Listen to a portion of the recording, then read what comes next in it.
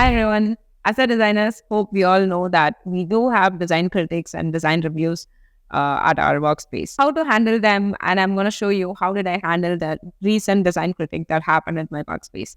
Let's get into the video. We have three characters in this design critic conversation. Tarni, the designer who created the project. Alex, the design critic who's offering feedbacks and reviews for the project. Kim, another designer observing the conversation. Hi. So Alex, thanks for taking your time to review my latest design project. Of course, Tarni, I'm always happy to help. I'm really excited to hear your thoughts and get some constructive feedback from you. I've had a look at your project and it looks quite promising. Sounds good. Let's go through it step by step. Firstly, I really appreciate the color scheme you have chosen. It complements the overall theme and gives a fresh feel. However, I noticed that some elements seem inconsistent. For example, the shade of blue used in the header doesn't quite match the buttons. I suggest making sure you use a consistent color palette throughout. Got it. Consistency is crucial. I'll definitely address that. I agree with Alex on that point. A cohesive color palette will help to create a better user experience. Exactly. Now moving on to the layout. I like the overall structure, but I think you can improve the hierarchy of information, and the main call to action seems to be getting lost among the other elements. Consider making it more prominent and easily identifiable. That's a valid point. I was unsure about the hierarchy, and your feedback helps me see where I can make improvements in the design. Yeah, I'll note it down. I've seen similar issues in my projects too. Sometimes we get too close to our designs to spot such problems. Absolutely, Kim. That's why design reviews are more important. And all right, next let's move on to typography. The font you have chosen is elegant, but in some places the text appears too cramped, and I think it affects the readability. Adding more white space and adjusting the line height could make a significant difference, I think. Good catch.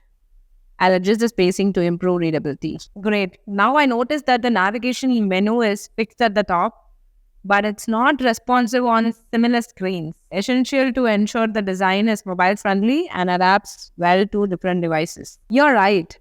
I focused more on the desktop version and neglected the mobile responsiveness. I'll work on that right away. Mobile responsiveness is a must these days. The users access websites from various devices, and I think it should look great in those. And we should be responsible for that too. True, Kim. Lastly, I would suggest to revisit the flow once again. And some actions took more clicks than necessary, and it might impact the overall user experience. Simplifying the user journey can lead to higher engagement, so you can do the needful. I see what you mean. I'll reevaluate the user flow and streamline the interactions again. Overall, Tarni, you have a very strong foundation here.